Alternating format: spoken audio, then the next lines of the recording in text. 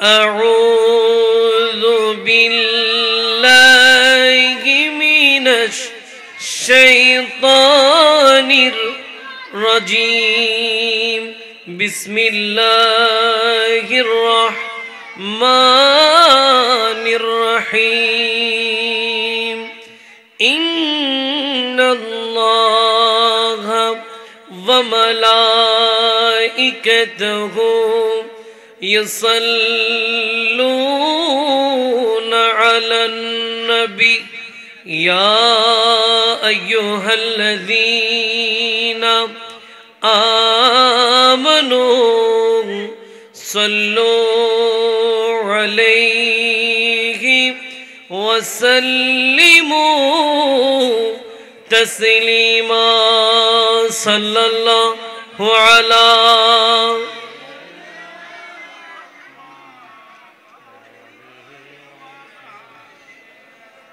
আপনারা সবাই কেমন আছেন? সবাই ভালো আছেন? মাহফিল ভালো না খারাপ? মাহফিলে আসতে পারা, বসতে পারা সৌভাগ্যের নাকি দুর্ভাগ্যের? এখানে যতক্ষণ বসবেন গুনাহ হবে না, সওয়াব হবে। তাহলে আমরা নিশ্চিত যে আমরা ভালো কাজে আছি। কোন কাজে আছি? তো ভালো কাজে আছি যখন, যারা এখনো আসে নাই ওদের ভালো কাজে আসার দরকার আছে না নেই? আল্লাহ পাক যারা দাঁড়িয়ে আছেন এদেরকে বসার, যারা এখনো আসে নাই তাদেরকে আসার, যারা বসে আছে সবাই মিলে শেষ পর্যন্ত থাকার আল্লাহ তৌফিক দান করুক। সবাই বলি এই মাসটা হচ্ছে শাবানুল মুআজ্জম। কোন মাস? শাবান মাস। কোন মাস? এই মাসের আলাদা একটা বৈশিষ্ট্য হচ্ছে এই মাসের মধ্যেই আমরা যে দুরূদ শরীফ পড়ার জন্য যে আয়াতটা পড়েছি সবাই আমরা কম বেশি এই আয়াত জানি। ইন্নাল্লাহা ওয়া মালাইকাতাহু ইউসাল্লুনা আলান নবী ইয়া আইয়ুহাল্লাযীনা আমানু সাল্লু আলাইহি ওয়া সাল্লিমু তাসলিমা। এই আয়াতখানা পবিত্র কোরআন আল কারীমের সূরা আহজাবের 56তম আয়াত। যুগের একজন শ্রেষ্ঠ ইসলামিক স্কলার, গবেষক আল্লামা ইমাম কাস্তালানি তিনি তার কিতাব আল মাওয়াহিবুল লাদুন্নিয়ার মধ্যে এই আয়াতের বরাত দিয়ে ব্যাখ্যা দিয়েছেন যে শাবান মাস দরুদ শরীফ পড়ার মাস। আর একটু জোরে, শাবান মাস কিসের মাস? নবীর প্রতি দুরূদ শরীফ পড়ার মাস। কারণ কি? কারণ হচ্ছে আল্লাহ যে কোরআন আল কারীমে নবীর প্রতি দুরূদ শরীফ পড়ার জন্য যে আয়াতখানা নাজিল করেছেন ওই আয়াতটা এই শাবান মাসে নাজিল হয়েছে। তো এই মাসের মধ্যে যে আমরা নবীর দুরূদ পড়তে পারছি এটা কি সৌভাগ্যের না দুর্ভাগ্যের? আর যেহেতু এই আয়াতটা এই মাসেই নাজিল হয়েছে আমরা কত ভাগ্যবান, ঠিক কি না? একটু মন উজাড় করে ভালোবেসে নবীর প্রতি দুরূদ শরীফ সবাই একসাথে আল্লাহুম্মা সাল্লি মাওলানা মুহাম্মাদে ওয়া আলা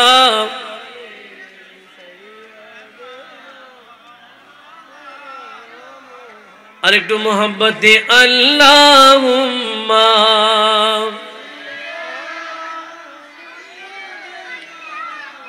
মাওলানা ওয়া আলা আলি সাইয়্যিদিনা खसीरवी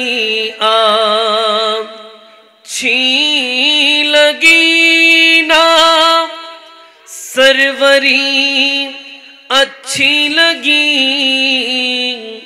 हम फकीरों को मदीने की गलियां अच्छी लगी अल्लाहुम्मा सल्ले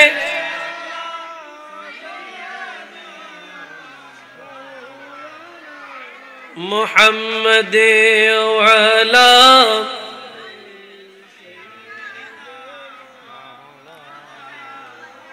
मैं न जाऊंगा कहीं भी दर नबी को छोड़ कर मुझे को कोई मुस्तफा की चाकड़ी अच्छी लगी अल्लाहुम्मा सल्ले मौलाना वाला आले सय्यदीना स्वलातुन या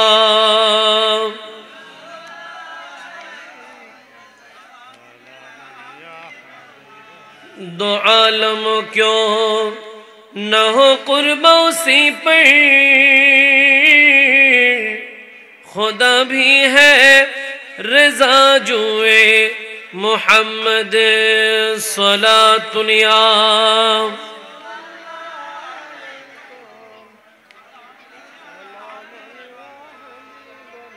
मुस्तफ़ा के फुरक़त ने मारा या नबी दिल हुआ गमों से दो पारा या नबी स्वलातुन या सलामुन या बिस्मिल्लाहिर्रहमानिर्रहीम रब्बना हब लना मिन अज़वाजिना व ذُرِّيَّاتِنَا قُرَّةَ أَعْيُنٍ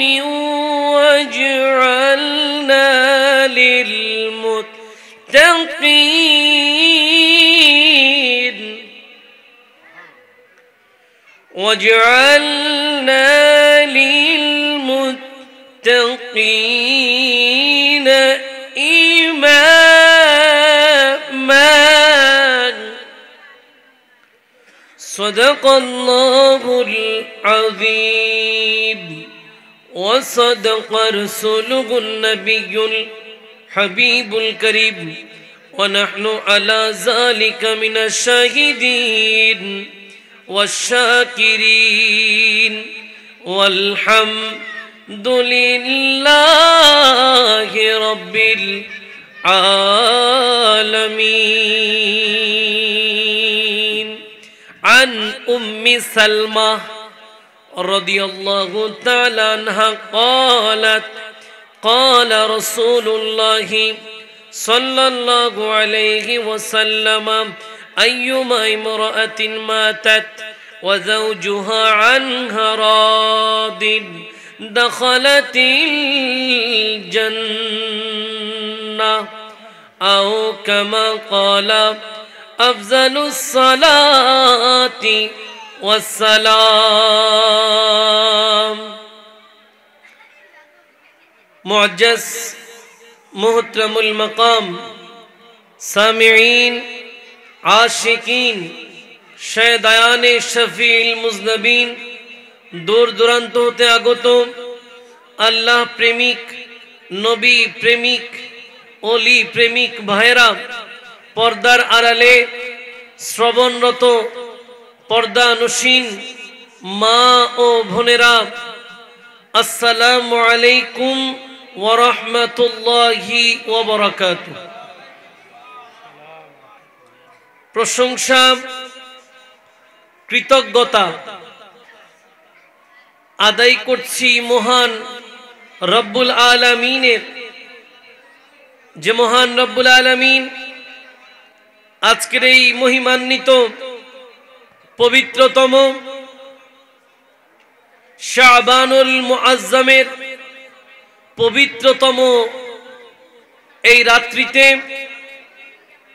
ঐতিহ্যবাহী সংগঠন দক্ষিণ আমিলাইশ কিংস্টার ক্লাবের উদ্যোগে হযরত কুতুব শাহ রহমতুল্লাহ আলাইহি ও অত্র এলাকার সকল মুরব্বিয়ানে এজামদের মাগফিরাতের লক্ষ্যে আয়োজিত আজিমুশান নুরানি মাহফিলে যে রব্বুল আলামিন আমাদেরকে আসার বসার কোরআন ও হাদিসের আলোকে কিছু শোনার এবং সেই মোতাবেক আমল করার সুযোগ দিয়েছেন, দিবেন, সেই প্রত্যাশায় সর্বপ্রথম মহান আল্লাহর দরবারে শুকরিয়া আদায় করে সবাই একসাথে পড়ি আলহামদুলিল্লাহ। আর একটু উঁচু আওয়াজে লক্ষ কোটি দুরুদ আর সালাম জানাই তাজেদারে নবুয়ত শমএ রিসালত মাআদানে হিদায়ত নূরে মুজসম নূরিল ওয়ারাম শামসিদ দুহাব বদরিদ দুজাব সদরিল উলাম নূরিল হুদা কাহফিল ওয়ারা আকা মুহাম্মদুর রাসূলুল্লাহ সাল্লাল্লাহু তাআলা আলাইহি ওয়াসাল্লামার নূরানি কুদুমে আকদাসে অসংখ্যবার দুরুদ আর সালামের হাদিয়া পেশ করার পাশাপাশি মহান রবের দরবারে আরো একটি বার শুকরিয়া আদায় করতে চাই যে মহান রব্বুল আলামিন এমন প্রিয় নবীর উম্মত বানিয়ে জগতে আমাদের ধন্য করলেন, যে নবীর কথা কোরআনের অলিতে গলিতে পাতায় পাতায় পৃষ্ঠায় পৃষ্ঠায় মহান আল্লাহ লিপিবদ্ধ করেছেন। আল্লাহ নবীর শান ও আজমত এমন এমন বর্ণনা করেছেন, যখন আল্লাহ কোরআন আল কারীমে নিজের ব্যাপারে বলেছেন তখন বলেছেন আলহামদুলিল্লাহি রাব্বিল আলামিন। আর যখন আমার আপনার প্রিয় নবীর ব্যাপারে বলেছেন তখন বলেছেন ওয়ামা আরসালনাকা ইল্লা রাহমাতাল লিল। কোরআন বলছে আল্লাহ রব্বুল আলামিন আর আমাদের প্রিয় নবী রাহমাতাল লিল। বুঝতে আর বাকি রইল না ওই নবী আল্লাহর কাছে কত দামি। সে নবীর উম্মত হয়ে জগতে আমরা ধন্য। এই জন্য আরো একটিবার শুকরিয়া আদায় করে পড়ি আলহামদুলিল্লাহ। সেই সাথে আপনারা যারা দূর দূরান্ত থেকে ইতিমধ্যেই আজকের এই নুরানি মাহফিলে আমাদের সাথে এসে সম্পৃক্ত হয়েছেন, যারা এসেছেন, যারা আসবেন, আল্লাহ পাক সকলের উপস্থিতি কবুল আর মঞ্জুর করে কঠিন কিয়ামতের ময়দানে যেদিন কেউ কারো হবে না, ওই কঠিন মুহূর্তে আজকের এই উপস্থিতির বিনিময়ে সবাইকে নবীজির সুপারিশ নসিব করে দিক। সবাই বলি, আর একটু উচ্চ আওয়াজে বলি, নাতে মুস্তফা পড়তে ভালো লাগে না? লাগে। সবাই কি আমরা পড়তে পারবো? ছোট বাচ্চারা আমাদের ভবিষ্যৎ, ছোটরা আমাদের কি, এদেরকে সাথে রাখতে হবে, একা ছেড়ে দিলে চলবে না। কারণ এরা যদি কয়েকজন একসাথে বসে তাহলে বাচ্চা তো একটু দুষ্টামি করবেই। তো কাজে ওদেরকে একটু ফাঁকে ফাঁকে রেখে বড়রা যদি নিজেদের দায়িত্বে এদেরকে একটু বিছিয়ে নেন তাহলে মাহফিলও সুন্দর হবে, মনোযোগও আমাদের সবার কি থাকবে, ঠিক থাকবে। আমরা সবাই মাহফিলের শেষ পর্যন্ত থাকতে চাই কিনা? আল্লাহ সবাইকে কবুল করুক। সবাই বলি, একটু মহব্বতে আওয়াজটা দেওয়া যাবে? আওয়াজের মালিক কে? আরো চিৎকার দিয়ে বলেন কে? এমন অনেকে আছেন যারা কথা বলতে পারেন না, বোবা। ওকে যদি আজীবন বলি আল্লাহর জিকির করো, করতে পারবে? নবীর দুরূদ পড়তে বললে পড়তে পারবে? পারবে না। এই তার কাছে তার এই দুঃখটা মনে আছে না নাই? সে মনের গহীনে এটা চিন্তা করে আর আসমানের দিকে তাকাই, আল্লাহ আজকে যদি আপনি আমাকে বোবা না বানাতেন তাহলে তো আমি আপনাকে কত সুন্দর ডাকতে পারতাম। আপনি যদি আমাকে বোবা না বানাতেন আমি তো আপনার প্রিয় হাবিবের প্রতি ভালোবেসে দুরূদ শরীফ পড়তে পারতাম, ঠিক কি না? কিন্তু আল্লাহ যে আমাদেরকে না চাইতে সুন্দর একটা কণ্ঠ দিয়েছে, আবার আল্লাহকে ডাকার, নবীর প্রতি দুরূদ পড়ার সুযোগ দিয়েছে, এই সুযোগ আমাদের নেওয়ার দরকার আছে না নাই? কাজেই আওয়াজটা দিতে পারবেন তো ইনশাআল্লাহ? একটু উঁচু আওয়াজে বলেন সুবহানাল্লাহ, আরো উঁচু আওয়াজে বলেন সুবহানাল্লাহ। এবার বলেন আলহামদুলিল্লাহ।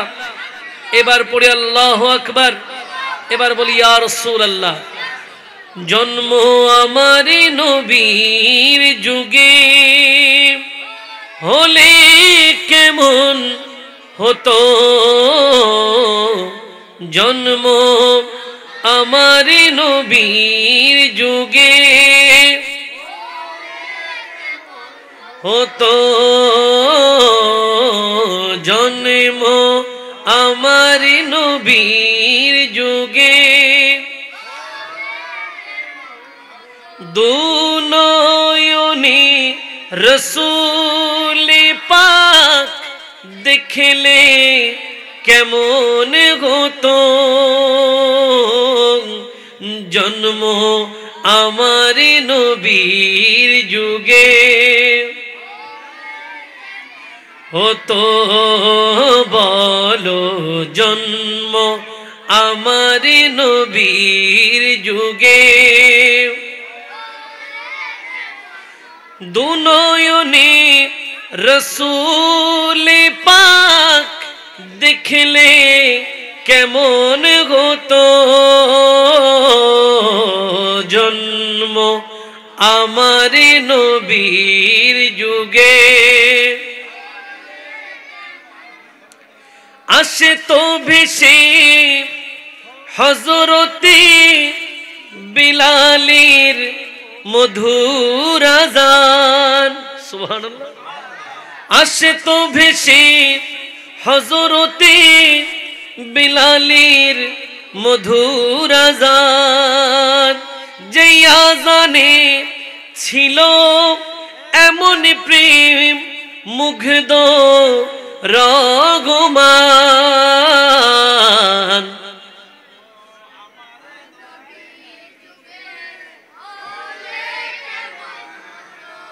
ভিতর থেকে আসতে হবে। কি আসতে হবে? মন থেকে আসতে হবে।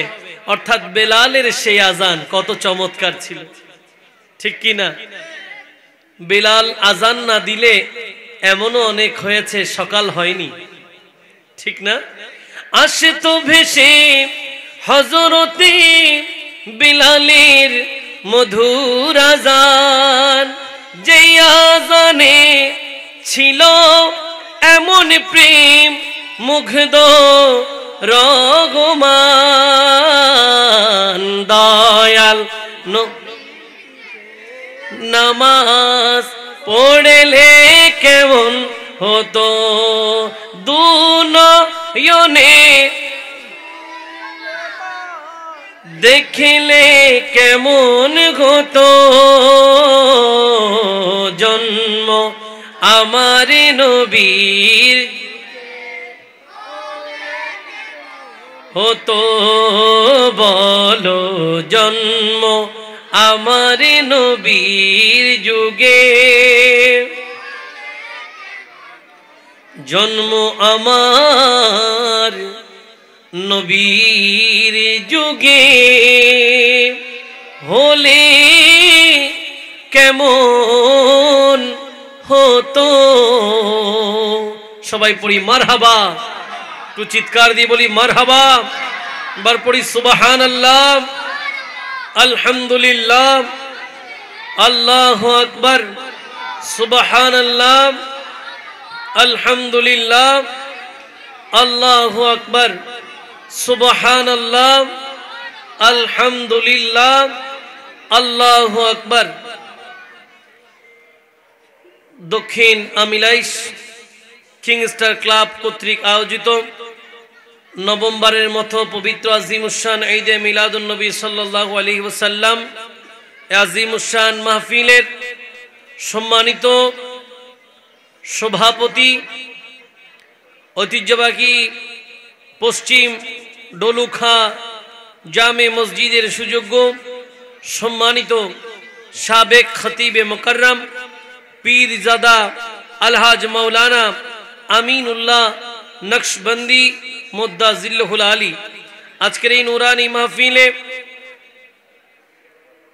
উদ্বোধক হিসেবে উপস্থিত আছেন দক্ষিণ আমিলাইশ শিকদার জামে মসজিদের সুযোগ্য সম্মানিত খতিবে মুকাররম হযরতুল আল্লামা মাওলানা মুহাম্মদ নুরুল ইসলাম ফারুকি সাহেব।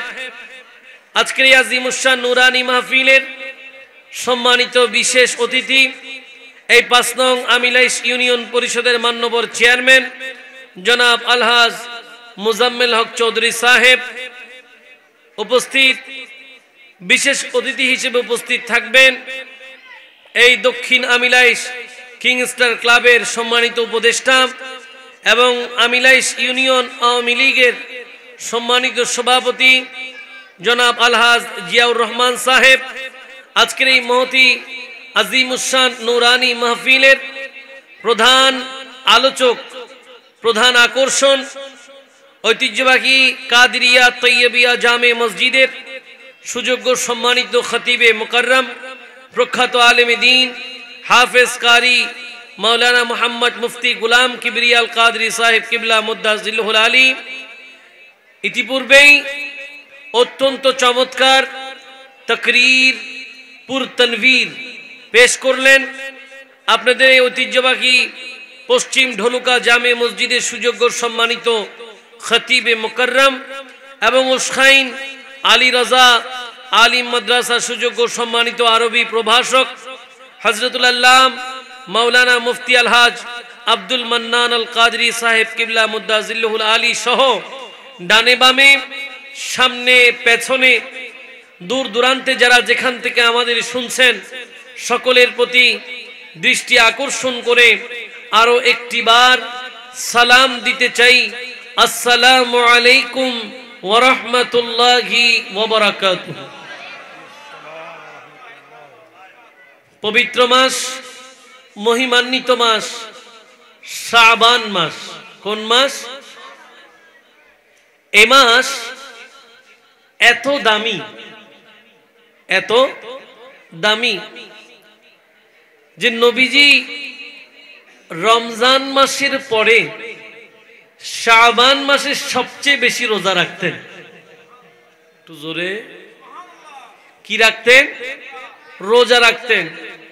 রমজানের পরে সবচেয়ে বেশি রোজা রাখতেন এই শাবান মাসে। নবীজির একজন সাহাবী হযরত ওসামা ইবনে যায়েদ রাদিয়াল্লাহু তাআলা আনহু, তিনি প্রিয় নবীজিকে জিজ্ঞাসা করলেন এর কারণ কি?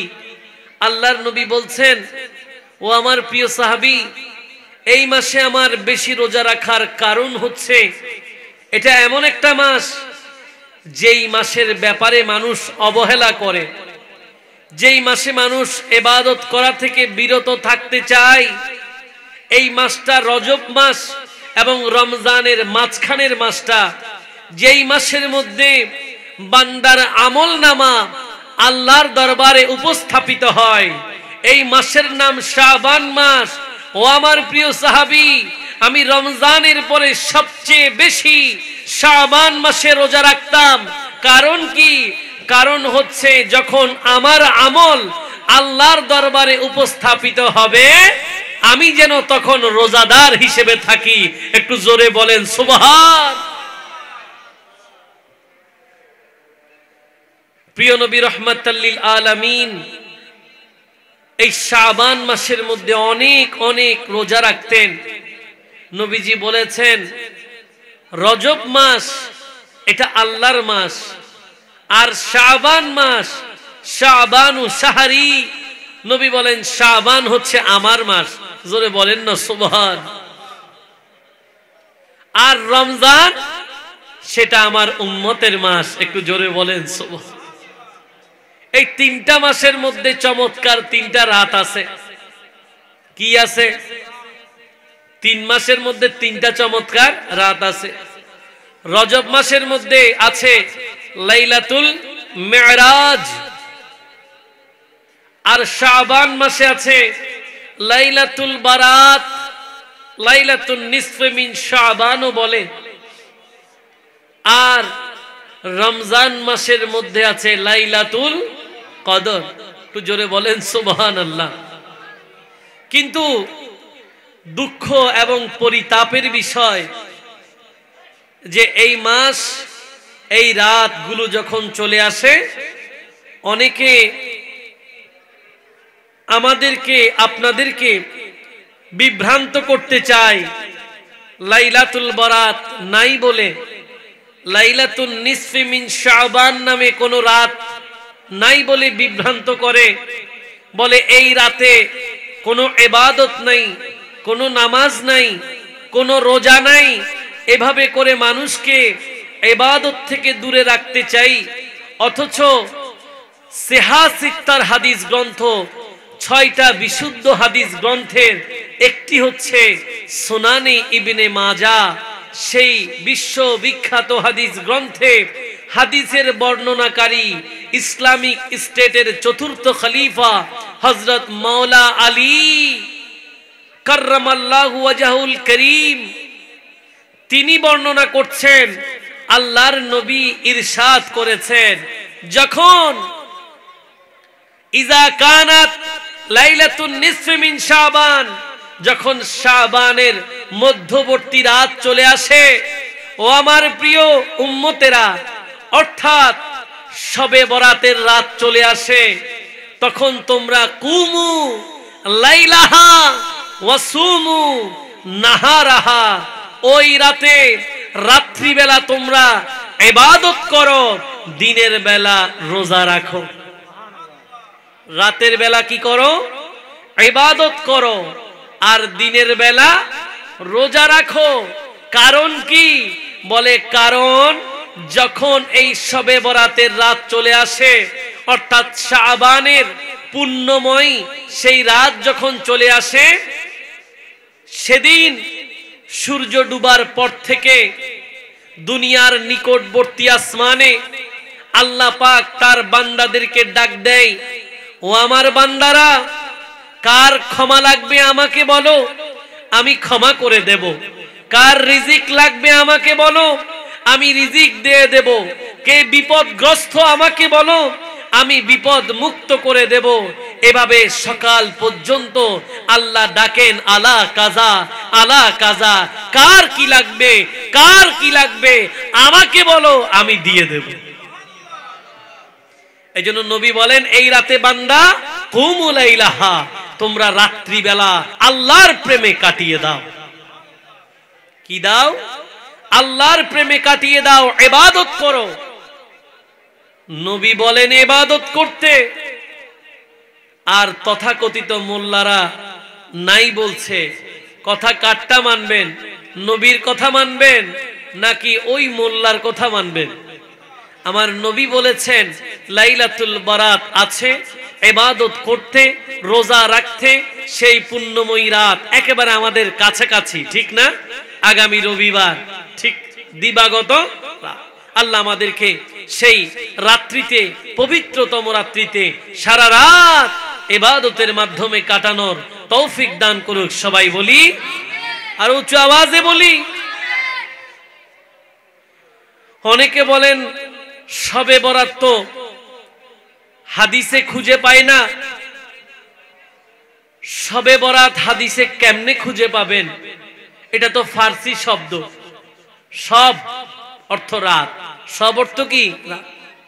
আপনি সব দিয়ে ফার্সি ভাষা দিয়ে যদি আরবিতে খুঁজেন, খুঁজে পাবেন? কোরআন আল করিম এটা কোন ভাষায়? বাংলা ভাষায়, আরবি ভাষায়। তো আপনি যদি শবে বরাত, কোরআন হাদিস তো আরবিতে, আপনি ফার্সিতে খুঁজলে পাবেন না। যেমন আমরা যখন রমজান আসে কি রাখি? রোজা রাখি। এখন আপনি যদি বলেন রোজা তো হাদিসে কোথাও নাই, রোজা কোরআন শরীফে আসলে কি আছে?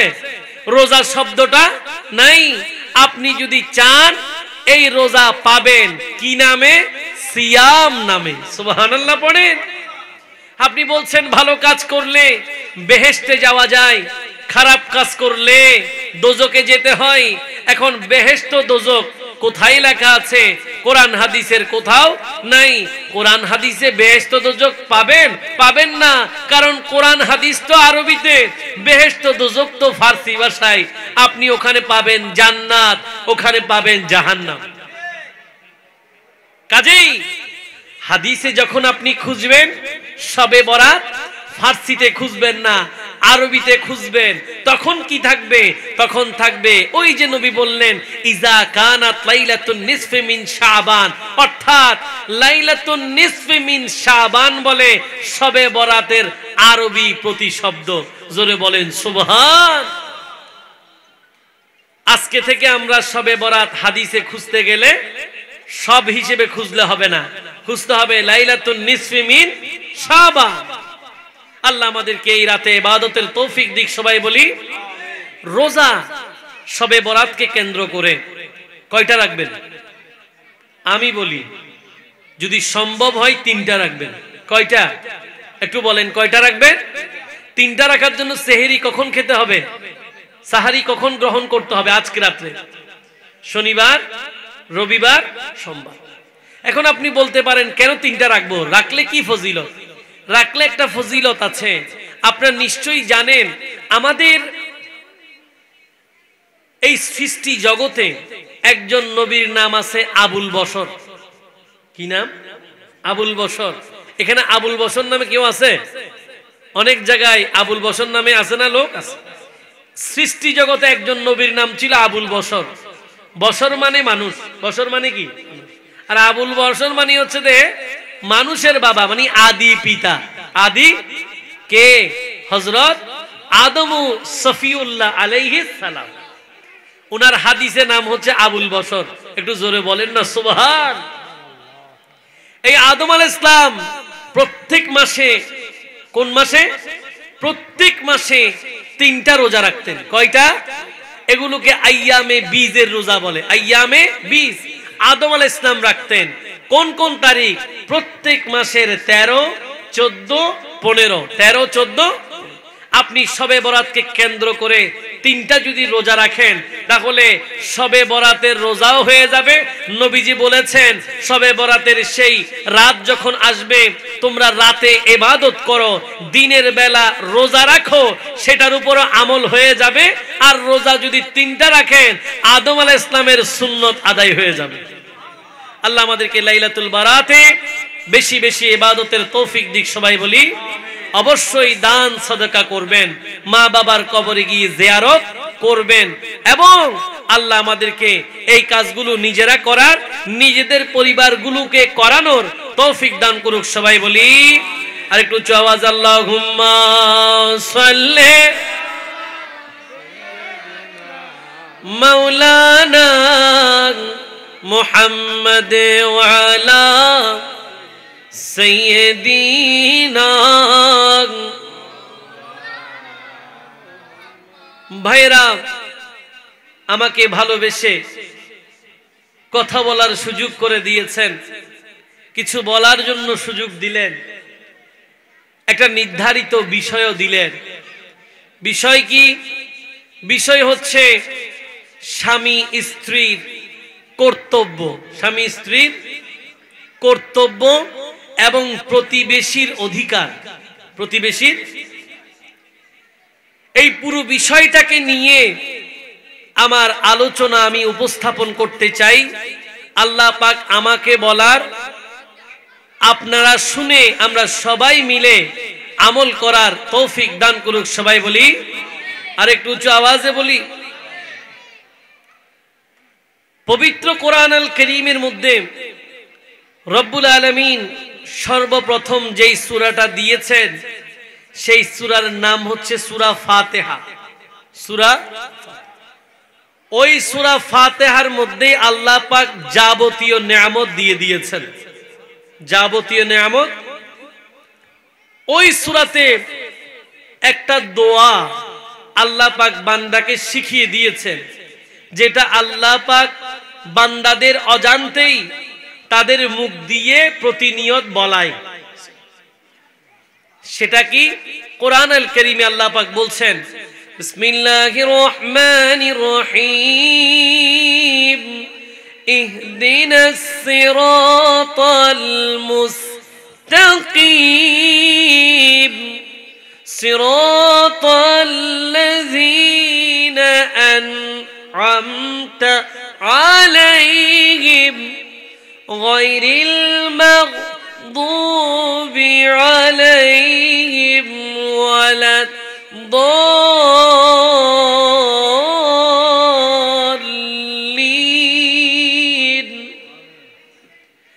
রব্বুল আলামিন পবিত্র কোরআন আল কারীমে সূরা ফাতিহার শেষ অংশের মধ্যে বান্দাকে শিখিয়ে দিলেন, বান্দা প্রতিনিয়ত নামাজের মধ্যে বলেন, ইহদিনাস সিরাতাল মুস্তাকিম, আল্লাহ আমাদেরকে সহজ সরল সঠিক পথে পরিচালিত করুন। এই পথ কোন পথ? সিরাতাল লাযীনা আন'আমতা আলাইহিম, সে পথ যে পথে আল্লাহর নিয়ামত প্রাপ্ত বান্দারা ছিল, যারা আল্লাহর পথে আল্লাহকে রাজি করে আল্লাহর রহমত পেয়ে ধন্য হয়েছেন। রব্বুল আলামিন ওই নিয়ামত প্রাপ্ত বান্দাদের পথকে সিরাতাল মুস্তাকিম বলেছেন। কোন পথকে বলেছেন সিরাতাল মুস্তাকিম? যে পথের মধ্যে আল্লাহর নিয়ামত প্রাপ্ত বান্দারা ছিল। আমরাও প্রতিনিয়ত সেই পথ তালাশ করি। কি করি? তালাশ করি। আবার বলি, গায়রিল মাগদুবি আলাইহিম ওয়ালাদ-দাল্লিন, আল্লাহ যেই পথে আপনার অভিশাপ, যেই পথে আপনার চিরপরিতাপ, ওই পথ থেকে আমাদেরকে হেফাজত করুন। ঠিক না? এখন নিয়ামত প্রাপ্ত বান্দাদের সেই পথ আমরা তালাশ করতে গেলে নিয়ামত প্রাপ্ত বান্দাদের মতো আমাদেরকে চলতে হবে। ঠিক কিনা? আমাদের চলা যদি সোজা না হয়, আমরা সোজা পথ পাবো কেমনে? আমরা যদি নিজেরা ঠিক মতো নাই চলি, তাহলে আমরা সহজ সরল পথ খুঁজে পাবো। পৃথিবীর জমিনের মধ্যে আল্লাহর খলিফা হচ্ছেন হযরত আদম ও সফিউল্লাহ আলাইহিস সালাম। জোরে বলেন সুবহানাল্লাহ। আদম ও সফিউল্লাহ আলাইহিস সালাম যখন পৃথিবীর জমিনে আসলেন, উনার সাথে উনার স্ত্রীও আসলেন। কে আসলেন? স্ত্রী, মা হাওয়া আলাইহাস সালাম। এবার একটু মনোযোগ, উনারা একে অপরের স্বামী এবং স্ত্রী, একে অপরের স্বামী এবং। তাহলে আমি আপনাদেরকে একটা প্রশ্ন করি, আপনারা আমাকে একটু উত্তর দেবেন। বলেন তো, পৃথিবীর জমিনে সর্বপ্রথম সম্পর্ক কোনটা? আমি কয়েকটা বলি, আপনারা আমাকে বলবেন। পৃথিবীর জমিনে সবার আগে সম্পর্ক কি? এক নাম্বার কি? মা বাবা, ভাই বোন, স্বামী স্ত্রী, কোনটা বলেন? সবার আগের সম্পর্ক কোনটা? সবাই বলেন। স্বামী স্ত্রী। আর ভাইয়া আসতে কি হই? হ্যাঁ, পৃথিবীর জমিনে সবার আগের সম্পর্ক হচ্ছে স্বামী এবং স্ত্রী। আল্লাহ পাক পবিত্র কোরআন আল কারীমে বড় চমৎকার বলেছেন, যখন আদম ও সফিউল্লাহ আলাইহিস সালাম এবং মা হাওয়া জান্নাতে ছিলেন, আল্লাহ পাক কোরআন আল কারীমে বড় চমৎকার বলেছেন ওখানে ওনাদের পরিস্থিতি কি ছিল। বিসমিল্লাহির রহমানির রহিম, وَقُلْنَا يَا آدَمُ اسْكُنْ أَنْتَ وَزَوْجُكَ الْجَنَّةَ وَكُلَا مِنْهَا رَغَدًا حَيْثُ شِئْتُمَا وَلَا تَقْرَبَا هَذِهِ الشَّجَرَةَ الشجرة فتكون من الظالمين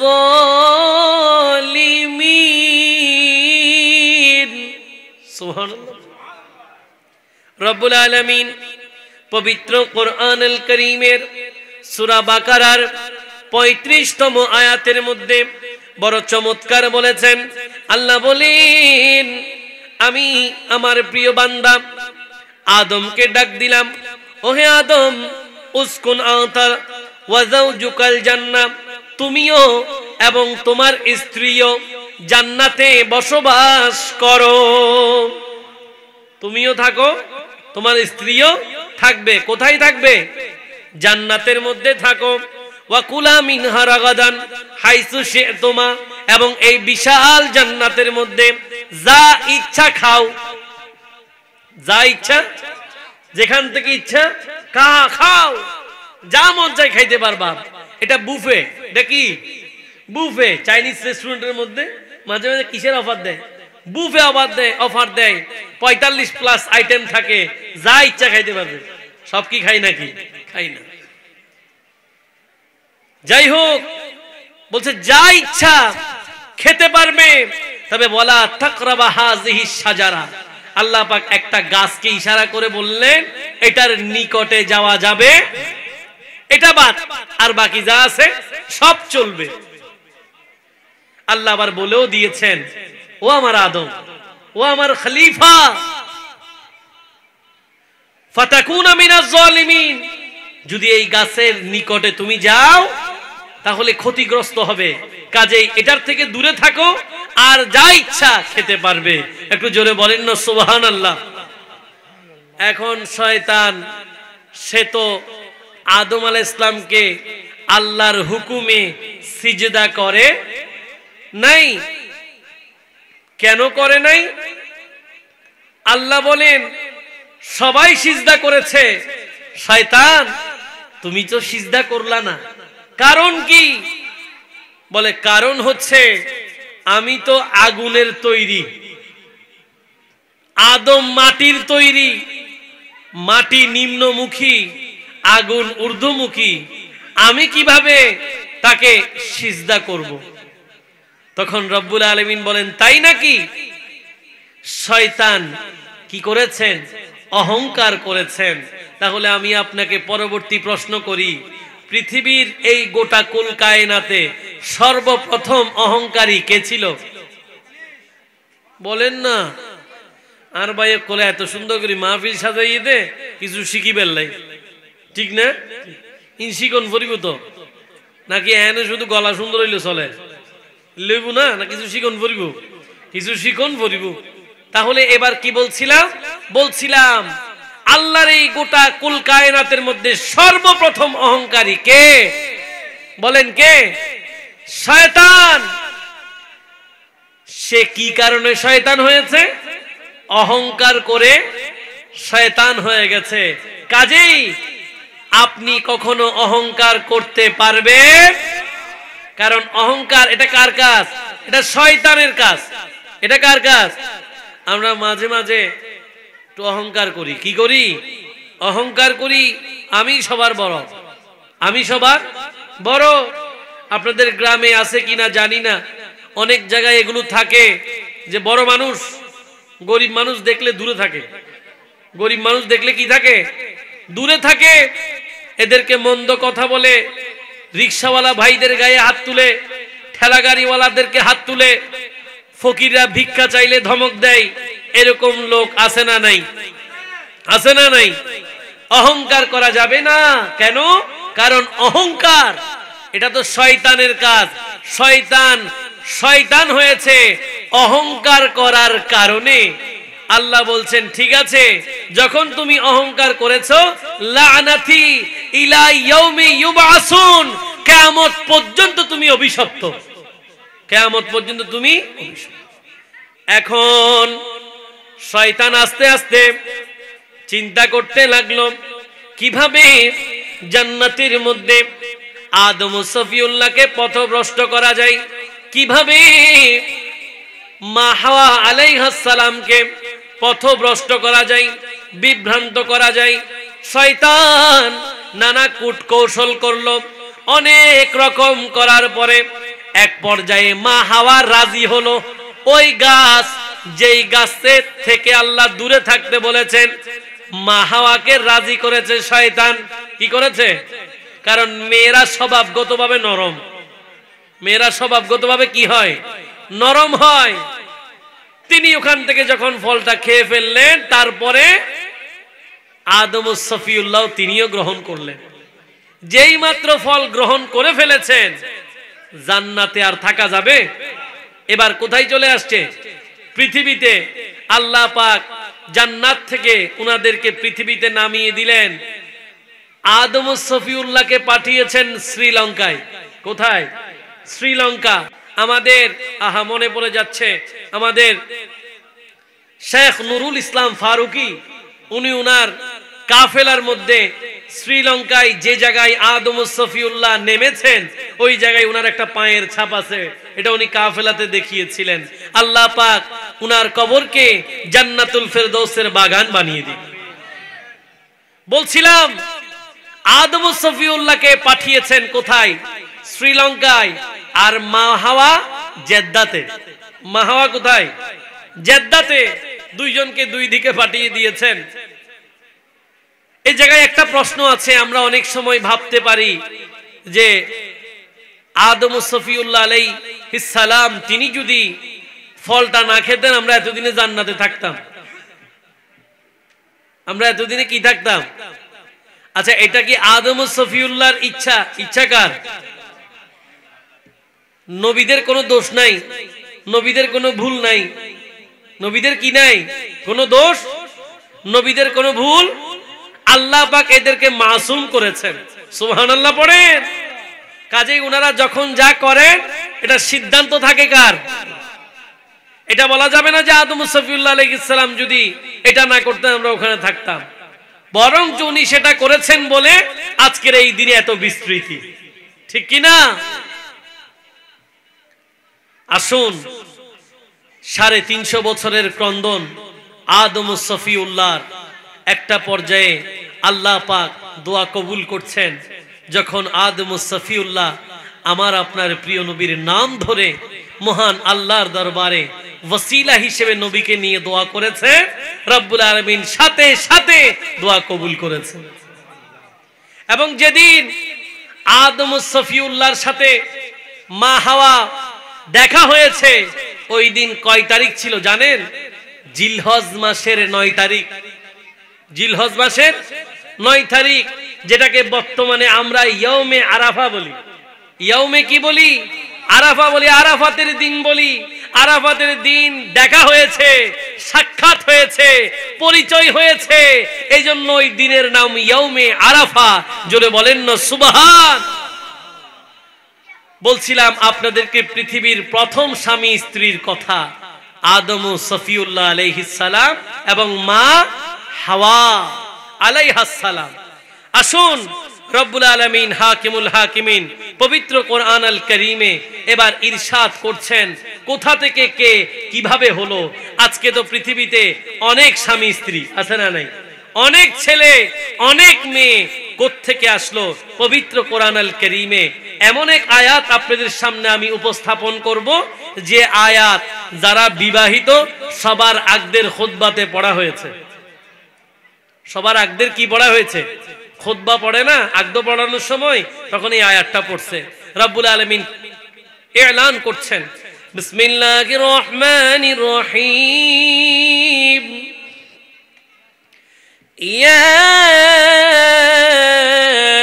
আইয়ুহান নাসু তাকু রাব্বাকুমুল্লাযী খালাকাকুম মিন নাফসিন ওয়াহিদা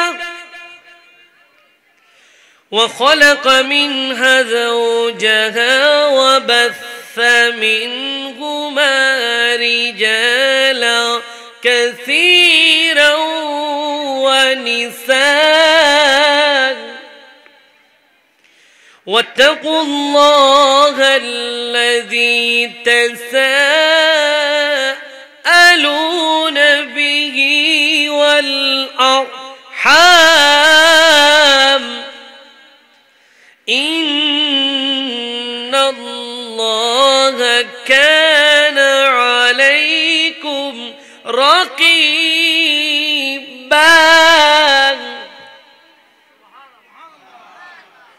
رب العالمين হাকিমুল হাকিমিন পবিত্র কোরআনুল কারীমের সূরা নিসার প্রথম আয়াতের মধ্যে এলান করতে লাগলেন। আল্লাহ বলেন, ইয়া আইয়ুহান নাস, ওহে সকল মানুষ, ওহে সকল মানুষ। আল্লাহ পাক এখানে কোন নির্ধারিত ধর্মের কথা বলে নাই। আল্লাহ এখানে মুসলমানদেরকে ডাক দেয় নাই। আল্লাহ এখানে ঈমানদারদেরকে ডাক দেয় নাই। কোন কাফের মুনাফিকদেরকে ডাক দেয় নাই। আল্লাহ এমন একটা সম্বোধন করলেন, এমন একটা ডাক দিলেন যেখানে পৃথিবীর সকল ধর্মের মানুষ এক জায়গায় চলে আসছে।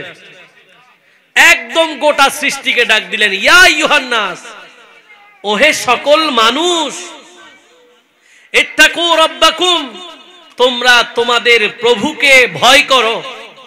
কি করো? তিনি কেমন?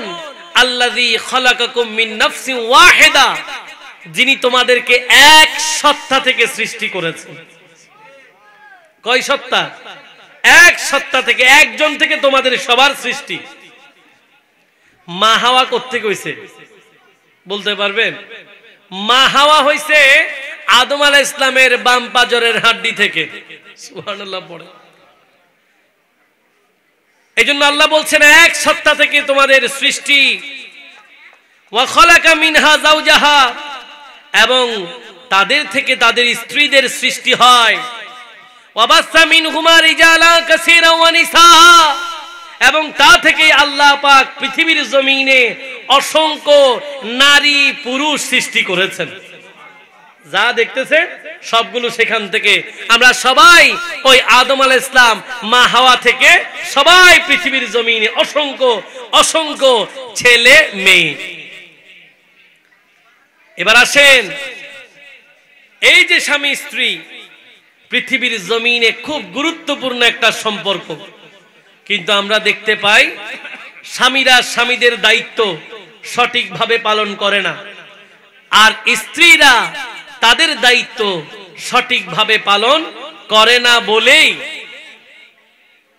আজকের এই দিনে প্রত্যেকটা সংসারে কম বেশি অশান্তি রয়ে গেছে।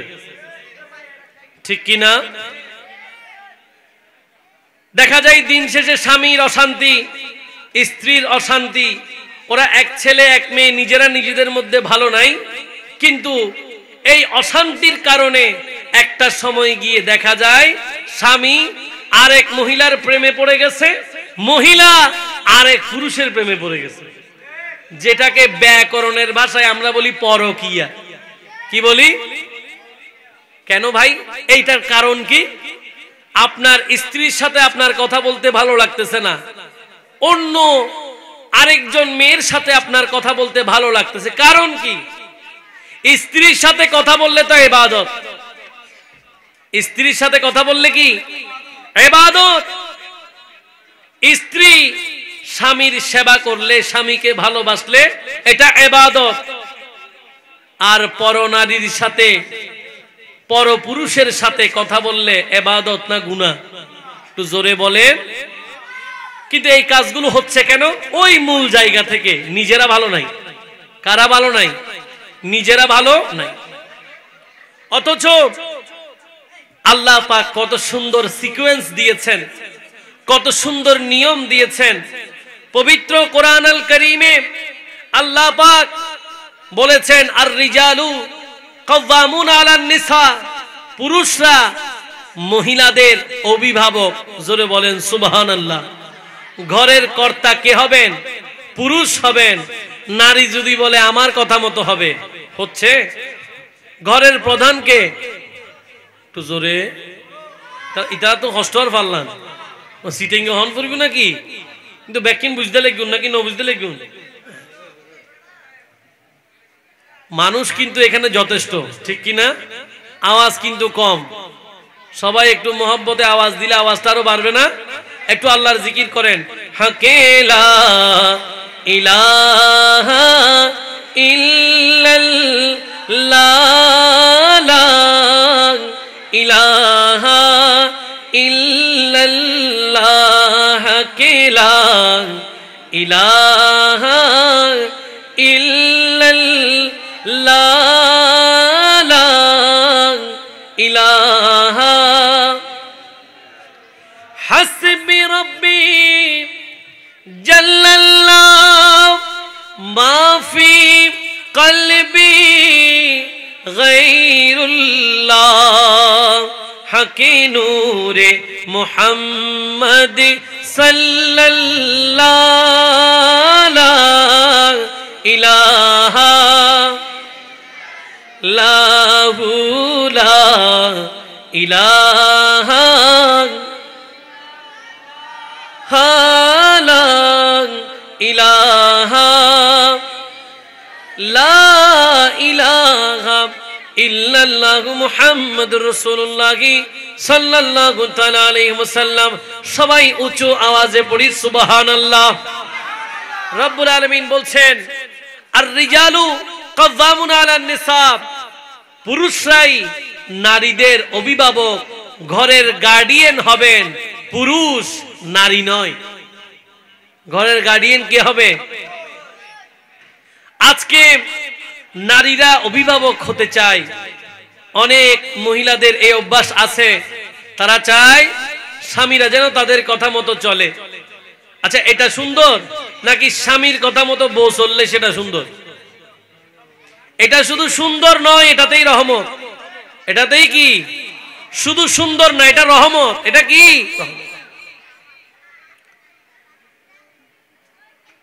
আমরা স্বামীরা যখন বিয়ে করি, বিয়ে করার পরে স্ত্রীদেরকে আমরা নানান কথা নানান ভাবে বলি। কার বিরুদ্ধে? পরিবারের বিরুদ্ধে। আমার বাবা এমন, আমার মা এমন, এভাবে অনেকগুলো কথা আমরা বলে ফেলি। আমার ভাই এমন, আমার বোন এমন, এভাবে দোষগুলো আমরা বলি।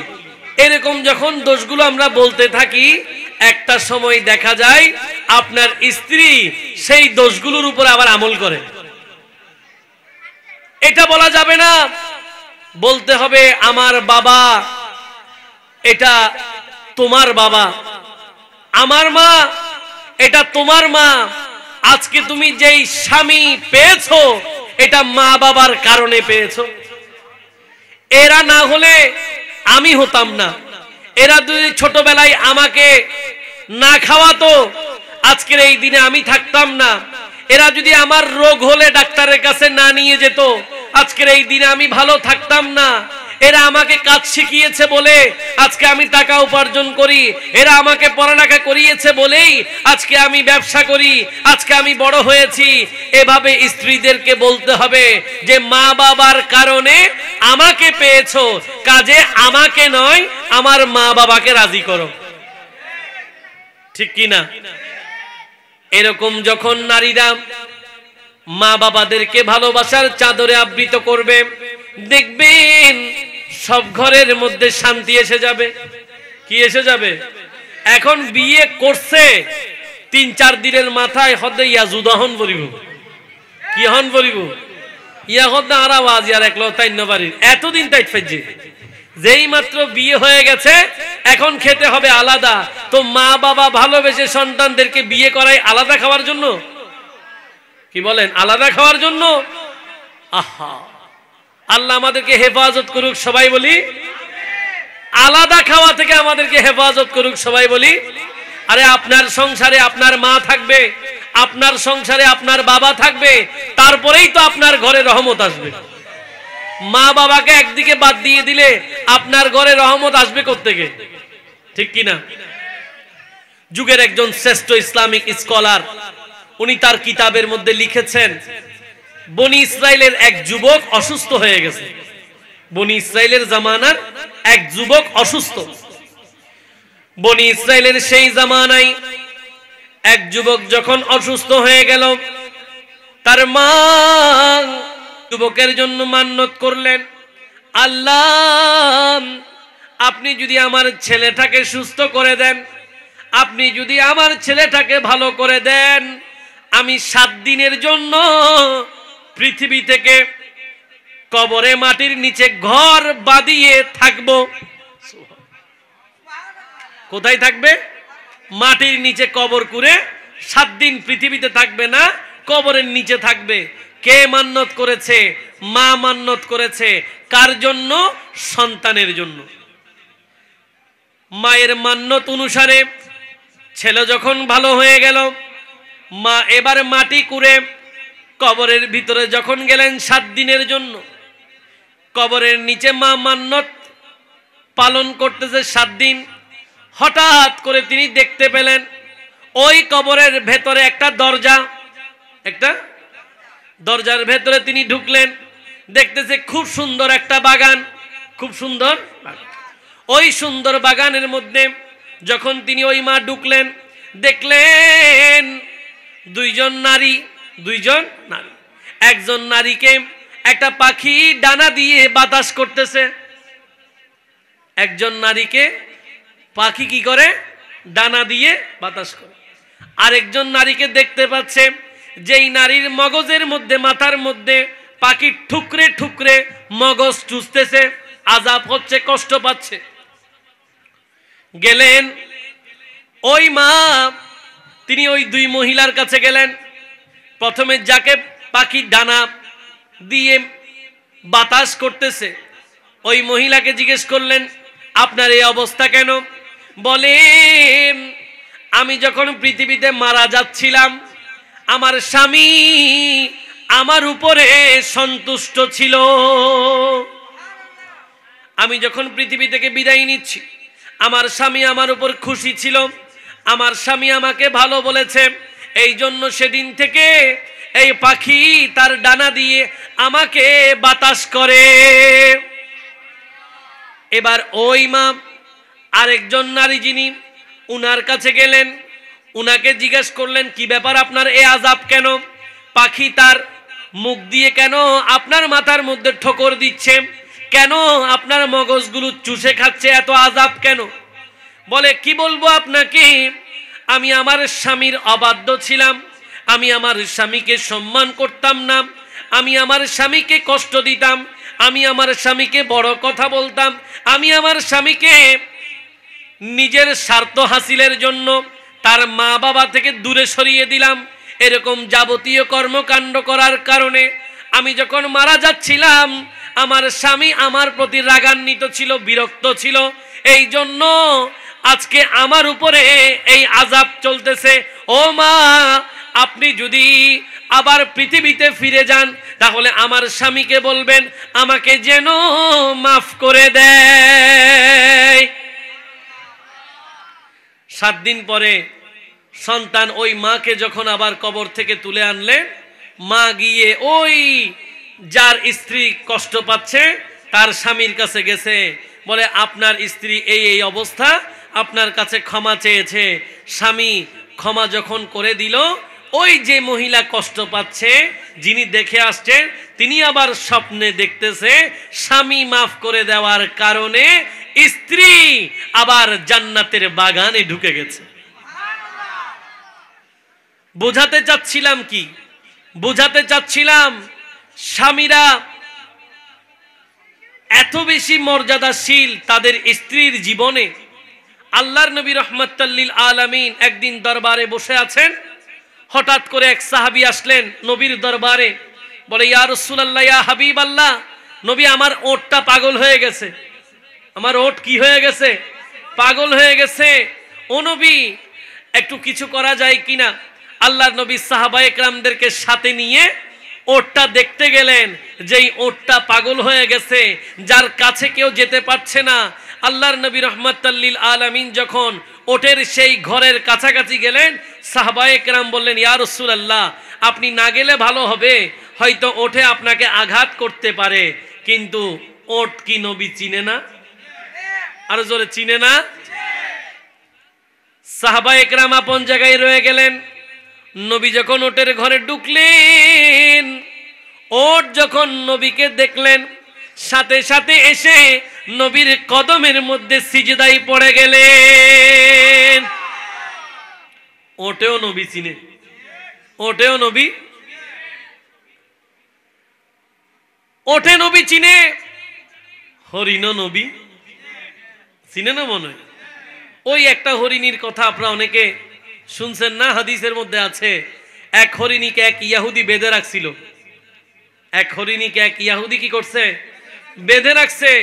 আল্লাহর নবী মরুভূমির পাশ দিয়ে যাচ্ছেন, একটা আওয়াজ, একটা গুনগুন শব্দ তিনি শুনতে পেলেন, দেখতে পেলেন যে একটা হরিণী বাঁধা আছে। নবী তার কাছে গেলেন, ও হরিণী কি ব্যাপার, তুমি ক্রন্দন করছো, কারণ কি? হরিণী আল্লাহর নবীকে দেখে জবান খুলে গেল, ইয়া রাসূলুল্লাহ, ইয়া হাবিব আল্লাহ, ওই জায়গায় একজন ব্যক্তি আমাকে বেঁধে রেখেছেন এখানে। নবীরে, বেঁধে রাখছে কোনো দুঃখ নাই, আমি এখানে বন্ধক থাকতে চাই, বাঁধা অবস্থায় থাকতে চাই, তবে আমার দুইটা ছোট ছোট বাচ্চা আছে ওই বনের মধ্যে। নবী, আপনি যদি আমাকে একটু সময় দেন, আমি আমার বাচ্চাগুলোকে দুধ পান করাইয়া আবার এখানে চলে আসব। রাহমাতাল লিল আলামিন হরিণের জিম্মা নিয়ে নিলেন। নবী নিজে যেই সেই জায়গায় রইলেন, হরিণীকে পাঠিয়ে দিলেন। ইয়াহুদি এসে দেখে হরিণী নাই, নবীকে জিজ্ঞেস করলেন কি করলেন? বলে তাকে কিছুক্ষণের জন্য আমি ছেড়ে দিয়েছি, সে আবার আসবে। ইয়াহুদি হাসতেছে, কি বলেন, হরিণী গেলে কি আর আসবে? আল্লাহর নবী বলেন, সময় তো বলে দেবে, সেই আসে কি আসে না, অপেক্ষার প্রহর চলছে। ঠিক ঠিক সূর্য ডুবার আগে হরিণী লাব্বাইক ইয়া রাসূলুল্লাহ বলে উপস্থিত হয়ে গেছে।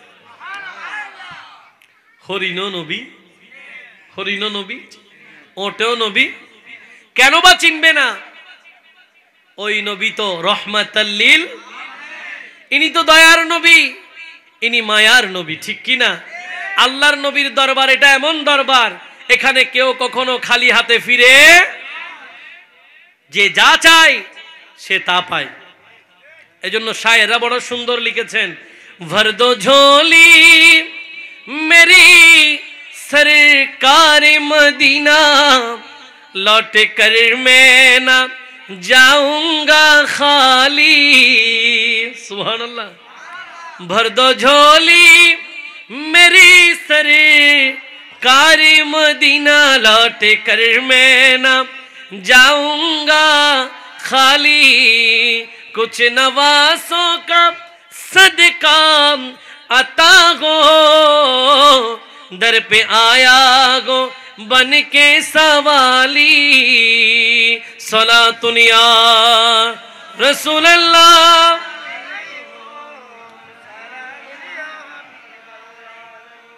ओट যখন নবীকে দেখলেন, পাগলা ওট নবীকে দেখে শান্ত শুধু হয়েছেন নয়, নবীর কদমে সিজদায় পড়ে গেলেন। সাহাবায়ে কেরাম আশ্চর্য হয়ে গেছেন, ইয়া রাসূলুল্লাহ, ইয়া হাবিব আল্লাহ, চতুষ্পদ জন্তু ওট, সে যদি আপনাকে সিজদা করতে পারে, আমরা তো আপনাকে সিজদা করার আরো বেশি হক রাখি। নবী, আপনাকে সিজদা করার আরো বেশি হকদার আমরা, এরা করতে পারলে আমরা তো আরো বেশি করা দরকার। নবী বলেন, নয় নয়, তোমরা এক আল্লাহর ইবাদত করো। হ্যাঁ, সিজদা আল্লাহকে করো, তবে এটা মনে রাখো, আমি যদি সৃষ্টিতে কাউকে সিজদা করার অনুমতি দিতাম, তাহলে স্ত্রীদেরকে বলতাম তাদের স্বামীকে সিজদা করার জন্য। এর মানে কি? এর মানে হচ্ছে স্বামীর মর্যাদা স্ত্রীর জীবনে কত গুরুত্বপূর্ণ, ঠিক কি না? আল্লাহ আমাদের স্ত্রীদেরকে স্বামীকে ইজ্জত করার, ভালোবাসার, সম্মান করার তৌফিক দান করুক, সবাই বলি। এই জন্য নবীজি হাদিসের মধ্যে বড় সুন্দর ইরশাদ করেছেন। আল্লাহর নবী রাহমাতাল লিল আলামিন বলেন, কোন মহিলা জান্নাতি? কোন মহিলা? নবী বলেন, আইয়ুমা ইমরাতিন মাতাত ওয়া যাওজুহা আনহা রাদিন দাখালাতিল জান্নাহ। কোন মহিলা যখন মারা যায়, তাদের স্বামী যদি ওই মহিলার উপরে খুশি থাকে, স্বামী যদি স্ত্রীর উপরে খুশি থাকে, তাহলে ওই মহিলা জান্নাতি। তাহলে মহিলাদের জন্য জান্নাত সোজা। কি জান্নাত? শুধু স্বামীর খেদমত করলে জান্নাত পেয়ে যাবে, ঠিক কি না? আর এই একটা আমল যদি মা বোনরা করে, ঘরে শান্তি এসে যাবে, ঘরে আর কোথাও অশান্তি নাই। জন্য আল্লাহর নবী রাহমাতাল লিল আলামিন স্বামীদের অধিকারের কথাও বলেছেন, স্ত্রীদের অধিকারের কথাও বলেছেন। শুনেন, শুধুমাত্র স্ত্রীদের কথা বললাম তা কিন্তু না, স্বামীদেরও অনেক দায়িত্ব আছে না নাই? রব্বুল আলামিন হাকিমুল হাকিমিন পবিত্র কোরআন আল কারীমের মধ্যে বড় সুন্দর বলেছেন, বিসমিল্লাহির রহমানির রহিম ওয়াশিরুহুন্না বিল মা'রুফ।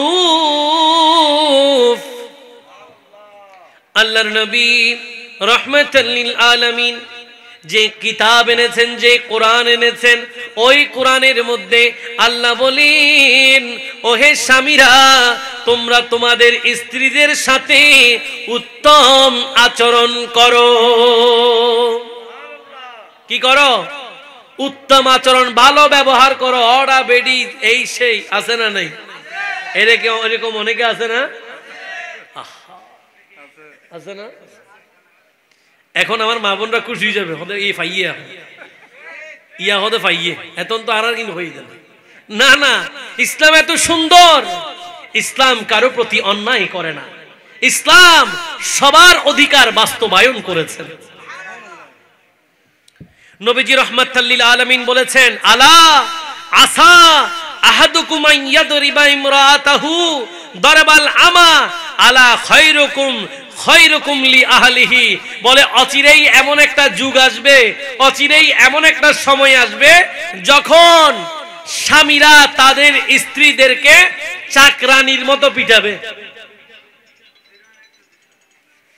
চাকরানির মতো কি করবে? দাসীর মতো আঘাত করবে। এরকম অনেক স্বামী আছে, সকালে এক মাইল বিকালে আরেক মাইল। আছে না নাই? নাউজুবিল্লাহ। জোরে না আসতে? সবাই উঁচু আওয়াজে বলেন নাউজুবিল্লাহ। আরো চিৎকার দিয়ে বলেন নাউজুবিল্লাহ। না, স্ত্রীদের গায়ে হাত তোলা যাবে না। নবী বলেছেন, মনে রাখো, মনে রাখো। কি? আলা খায়রুকুম খায়রুকুম লি আহলিহি। তোমাদের মধ্যে সেই ব্যক্তি উত্তম ব্যক্তি যে তার স্ত্রীর কাছে উত্তম। এখন স্বামী যদি স্ত্রীর মায়ের বন্ধ করে দেয়, সেই জায়গায় যদি কোরআনের সেই ভাষায় ওয়াশিরুহুন্না বিল মা'রুফ একটু মুচকি হাসি দিয়ে স্ত্রীর সাথে কথা বলে, এবার স্ত্রী যদি ভালোবেসে স্বামীর কথা মেনে চলে, ঘরে কি আর অশান্তি আছে? ঘরে আর অশান্তি? এই জন্য তো আজকে আমাদের এই ঐতিহ্যবাহী দক্ষিণ আমিলাইশ কিং স্টার ক্লাবের ভাইয়েরা তারা সিদ্ধান্ত নিয়েছেন আজিমুস-শান মাহফিল করে ঘরে ঘরে যেন রহমতের বার্তা পৌঁছে যায়। এই জন্য তারা এটা সাবজেক্ট দিয়েছেন, বিষয় দিয়েছেন যে আমরা ঘরের মধ্যে রহমত চাই। এলাকায় মাহফিল একদিন করতে পারি, সামর্থ্যেরও বিষয় আছে, কিন্তু ওই একটা দিন মেসেজ যেন এমন থাকে ঘরগুলোর মধ্যে যেন শান্তি চলতে থাকে। আল্লাহ আমাদের যত স্বামী স্ত্রী আছে সবাইকে পরস্পরের হক অধিকার বাস্তবায়নের তৌফিক দান করুক। সবাই বলি। আল্লাহর নবীর কাছে জিজ্ঞাসা করা হলো, ইয়া রাসূলুল্লাহ, মা হাক্কু যাওজাতি আহাদিনা আলাই। স্বামী জিজ্ঞেস করতেছেন, ইয়া রাসূলুল্লাহ, স্বামীর উপরে স্ত্রীর কি হক আছে, কি অধিকার আছে, স্বামীর কাজ কি স্ত্রীর প্রতি? আল্লাহর নবী বলেন, স্বামীর দায়িত্ব হচ্ছে আনতুতইমাহা ইজা তাইমাত ওয়া তাকসুহা ইজা ইকতাসাইতা আও ইকতাসাবতা ওয়ালা তাদরিবিল ওয়াজহ ওয়ালা তুকাব্বিহ ওয়ালা তাজুর ইল্লা ফিল বাইত। নবী বলেন, স্বামীর কাজ কি, স্ত্রীর প্রতি সে কি দায়িত্ব পালন করবে? বলে, এক নম্বরে যখন সে খায় তখন তার স্ত্রীকেও খাওয়াবে।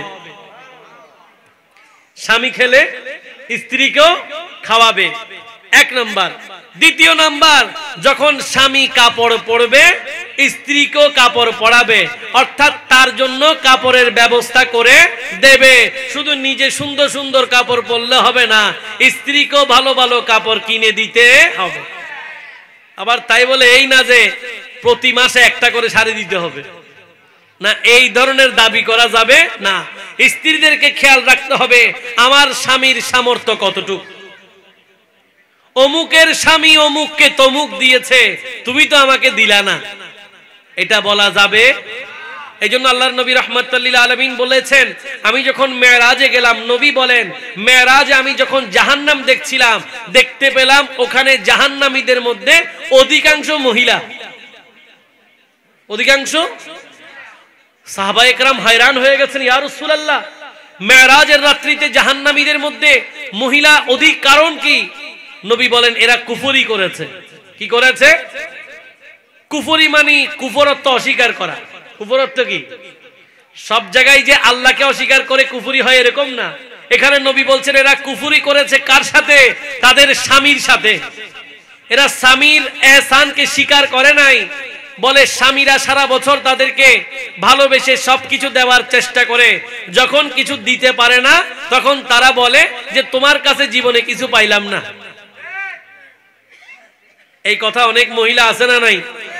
তোমার জন্য তোমার ঘরে আসি, আমি যে তোমার সংসার করতেছি, অন্য কেউ হইলে করতো না, এরকম বলে না? বলে এই কথা আজকে থেকে বলবেন না, এটা বলার আগে জিহ্বাতে একটা কামড় দিবেন। এই কথা বলা যাবে না। কেন? এটা জাহান্নামীদের কথা। এটা কাদের কথা? জাহান্নামীদের কথা। স্বামীকে সহযোগিতা করবেন, ভালোবেসে বরণ করে নেবেন, স্বামীকে বলবেন তোমার যা আছে এতেই আমি খুশি। স্বামীরও মন বড় হবে, দেখবেন আগে যদি একটা দিত এখন দুইটা দেওয়ার চেষ্টা করবে। ঠিক কি না? ঘরে শান্তি চলে আসবে। ঘরে কি আসবে?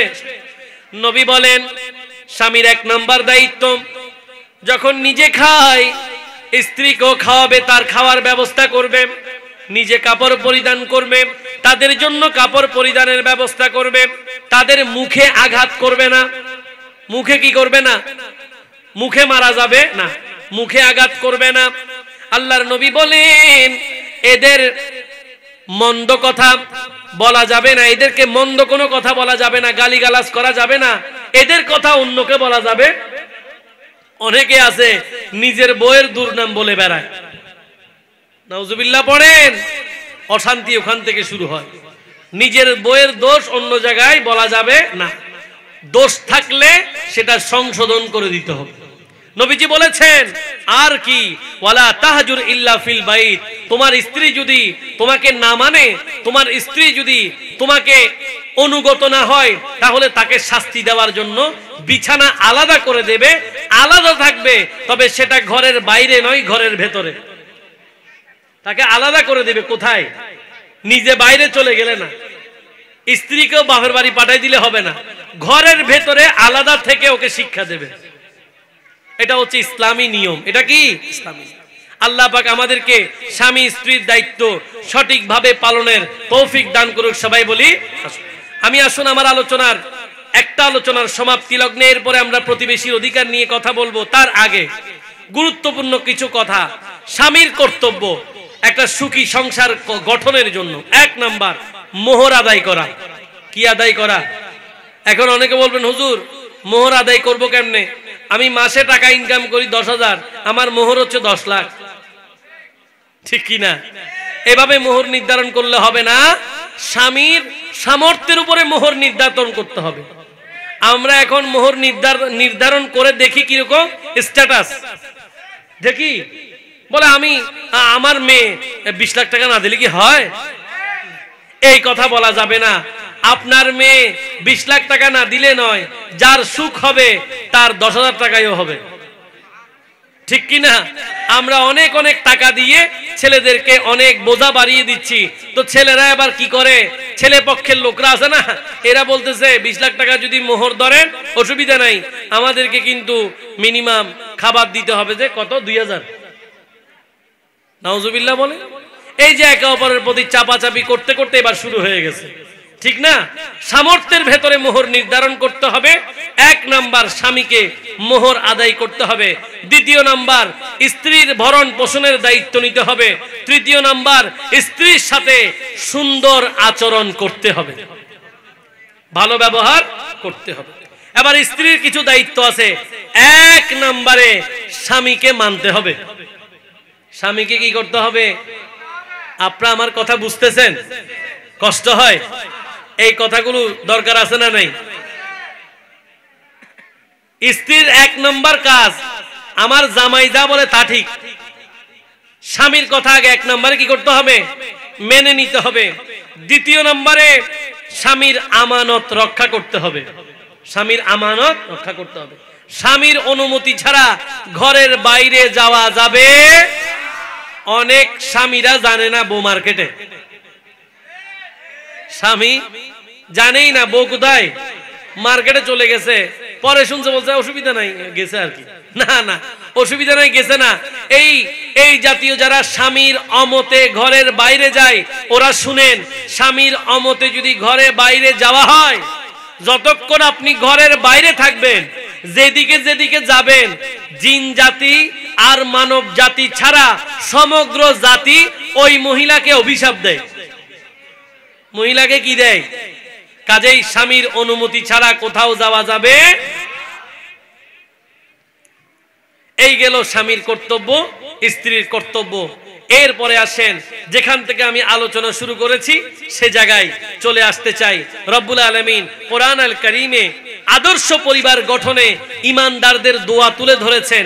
কি বলেছেন আল্লাহ রব্বুল আলামিন? বললেন, বিসমিল্লাহির রহমানির রহিম, রব্বানা হাব লানা মিন আজওয়াজিনা ওয়া যুররিয়াতিনা কুররাতা আ'য়ুনি ওয়াজ'আলনা লিল মুত্তাকিনা ইমামান। রব্বুল আলামিন হাকিমুল হাকিমিন ঈমানদারদের বৈশিষ্ট্য তুলে ধরেছেন। এরা আল্লাহর দরবারে দোয়া করেন, রব্বানা হাব লানা মিন আজওয়াজিনা ওয়া যুররিয়াতিনা কুররাতা আ'য়ুন। আল্লাহ, আমাদেরকে এমন বংশ দান করুন, এমন স্ত্রী দান করুন, যাদের মাধ্যমে আমাদের চোখ জুড়িয়ে যায়। এমন সন্তান দান করে যাদের মাধ্যমে আমাদের চোখ জুড়িয়ে যায়। ওয়াজআলনা লিল মুত্তাকিনা ইমামা, এবং আমাদেরকে মুত্তাকিদের আদর্শ ইমাম বানিয়ে দেন। জোরে বলেন না সুবহানাল্লাহ।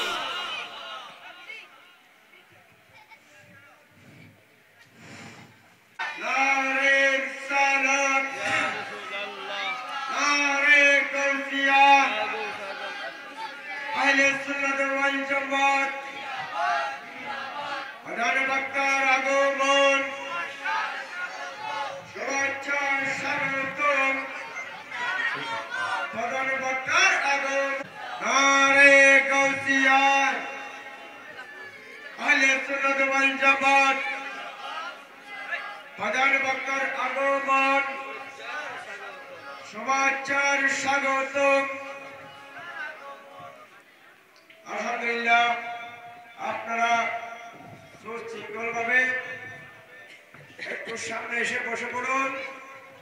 আজকের আমাদের প্রধান আকর্ষণ বিশিষ্ট মিডিয়া ব্যক্তিত্ব, মুজাহিদ আহলে সুন্নাত কারি মুফতি মুরাদ কিবরিয়া মাদাজিল্লাহুল আলী আমাদের মধ্যে উপস্থিত হয়েছেন। আমাদের মাহফিলকে খুব আলোকিত করেছেন। হুজুরকে মাহফিল পরিচালনা কমিটির পক্ষ থেকে অসংখ্য ধন্যবাদ। আসসালামু আলাইকুম ওয়া রাহমাতুল্লাহ। সোনারে মদিনা আমার প্রাণের মদিনা, সোনারে মদিনা আমার প্রাণের মদিনা। সব ভুলিব কিন্তু তোমায় না, সব ভুলিব কিন্তু তোমায় না ভুলিনি ভুলবো না, না বলো ভুলিনি ভুলবো না, না সব ভুলিব ভুলতে পারি সালাতুন ইয়া রাসূলুল্লাহ।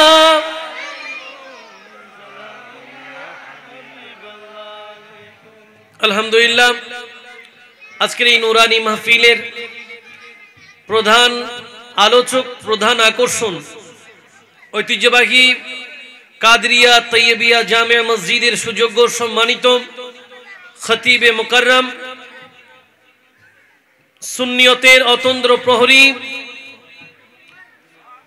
প্রখ্যাত আলেমে দ্বীন হযরতুল আল্লাম হাফেজ কারি মুফতি গোলাম কিবরিয়াল কাদরি সাহেব কিবলা মুদ্দাজিল্লুহুল আলী ইতিমধ্যেই আমাদের মাঝে এসে উপস্থিত হয়েছেন। লোকগুলোকে কি বলে? প্রতিবেশী বলে। যুগের শ্রেষ্ঠ স্কলার ইমাম জুহুরি তিনি বলেন, আপনার ঘরের চারপাশে 40 গজের ভিতরে যারা থাকেন এরা সবাই প্রতিবেশী। এরা সবাই কি? আরেকটা বক্তব্যে আছে চারপাশের 40 ঘর, চারপাশের 40 ঘর হচ্ছে প্রতিবেশী। আল্লাহর নবী রাহমাতুল লিল আলামিন হাদিসের মধ্যে বলেছেন প্রতিবেশী 3 প্রকার। প্রতিবেশী কয় প্রকার? 3 প্রকার। মনোযোগ। 1 নম্বরে অমুসলিম। কি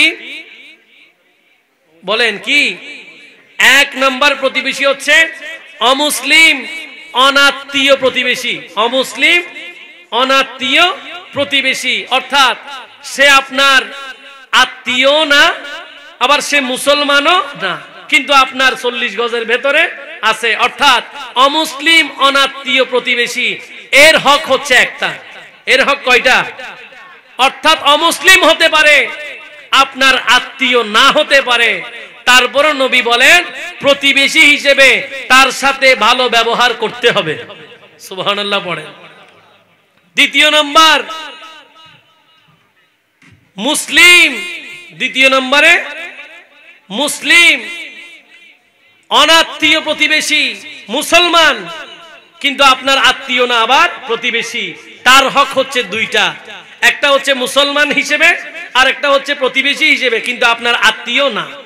এবং 3 নম্বর প্রতিবেশী হচ্ছে আত্মীয় মুসলিম প্রতিবেশী, অর্থাৎ সে মুসলমান হিসেবে আপনার কাছে হক পাবে, আপনার অধিকার আছে, প্রতিবেশী হিসেবে অধিকার আছে, আত্মীয় হিসেবে অধিকার আছে। আল্লাহর নবী বলেন যে আমার কাছে জিবরিল আমিন যখন ওহী নিয়ে আসতো, এত বেশি প্রতিবেশীর কথা আমাকে বলতো। নবী বলেন প্রতিবেশীর কথা এত বেশি আমাকে বলতো, আমি ভাবতাম যে বলতে বলতে হয়তো প্রতিবেশীকে আমার বংশধর বানিয়ে দেবে। প্রতিবেশীর এমন হক, প্রতিবেশীর এমন গুরুত্ব, আমরা নিজেরা পেট পুরে খাই, প্রতিবেশীর কোনো খবর নাই। আমার ঘরে চাল আছে, প্রতিবেশীর ঘরে চাল নাই। নবী বলেছেন তোমরা যখন ঘরের মধ্যে তরকারি রান্না করো, তরকারির মধ্যে ঝোলটা একটু বেশি করে দেবা, দেওয়ার পরে তোমার প্রতিবেশীকে উপহার দাও। তরকারি দিতে না পারলেও তরকারির ঝোল দিতে পারবা, এই জন্য ঝোলটা বাড়িয়ে দাও যেন তরকারির মধ্যে বরকত হয়।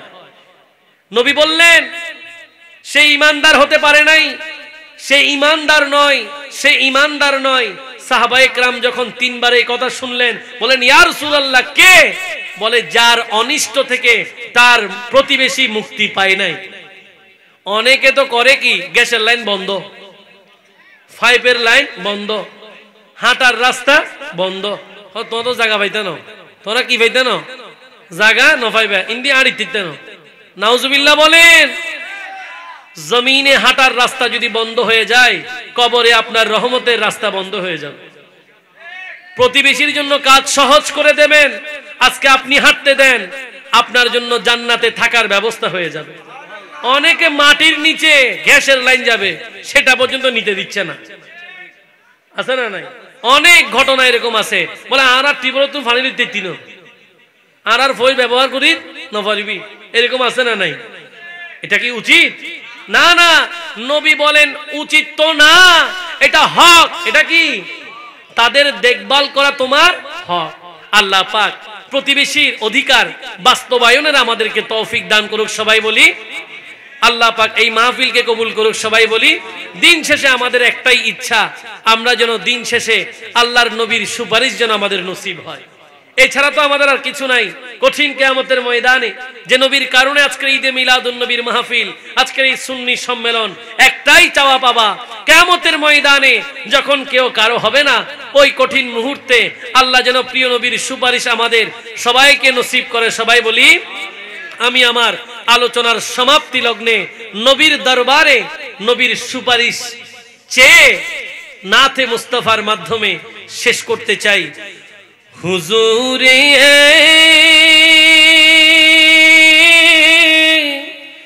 সা কোই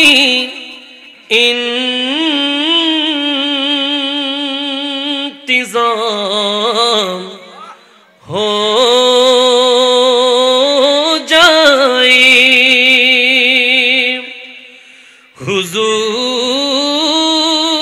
हुजूर ऐसा कोई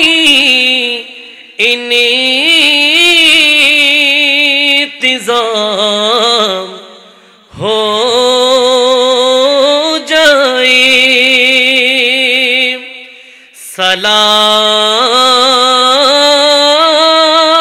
सलाम के लिए हाजिर गुलाम हो जाए